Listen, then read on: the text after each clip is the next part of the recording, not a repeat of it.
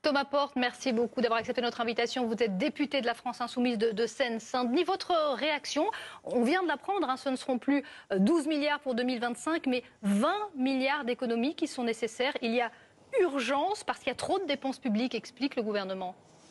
C'est du sang et des larmes qui sont annoncés pour le peuple parce que ces politiques d'austérité, elles ont des conséquences concrètes dans la vie des gens.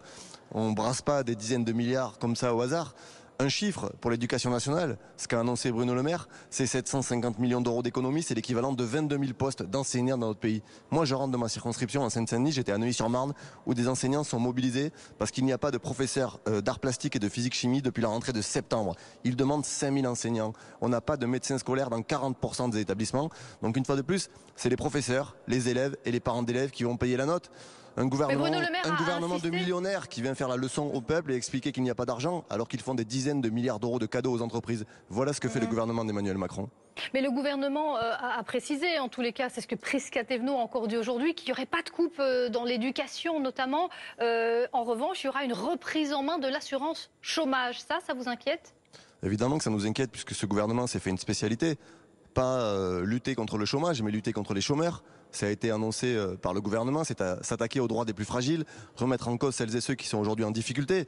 Mais les annonces de Prisca Thévenot sont un mensonge.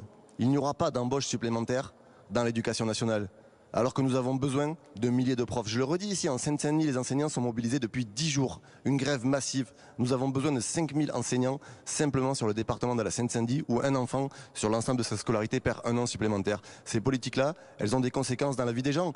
Et c'est un gouvernement déconnecté des réalités qui est simplement ici pour servir les grandes entreprises, faire des coupes budgétaires pour gaver ses amis et pressurer un peuple qui est aujourd'hui au bord de l'abîme. Quand vous avez un Français sur 3 qui ne mange plus à sa faim, quand vous avez un Français sur 4 qui renonce à se soigner parce qu'il n'a plus d'argent, c'est qu'il y a un souci dans le pays et nous avons besoin de politiques publiques ambitieuses et pas d'austérité comme vient de le démontrer Bruno Le Maire. Mais ce que vous dit Bruno Le Maire, c'est que l'État ne peut plus être une pompe à fric. Je reprends son expression. La croissance a été plus faible que prévu. Il faut trouver de l'argent. On ne peut pas laisser s'envoler les déficits. Oui, il faut trouver de l'argent, mais nous, on a des propositions très simples. Taxer les super profits, taxer les dividendes, imposer les entreprises qui aujourd'hui ne sont pas imposées à la hauteur, arrêter les cadeaux fiscaux aux multinationales. De l'argent, il y en a dans ce pays. Ils sont dans les poches de quelques-uns. Le gouvernement a fait le choix de protéger les riches pour s'attaquer aux plus pauvres. L'État n'est pas une pompe à fric, sauf qu'aujourd'hui l'État est une pompe à fric pour servir les plus riches de ce pays. C'est ça que nous dénonçons et nous mènerons la bataille pour lutter contre ces politiques d'austérité qui, encore une fois, ont des conséquences concrètes dans la vie de millions d'habitants au quotidien. Merci beaucoup Thomas Porte, député LFI, d'avoir été notre invité dans l'après-midi.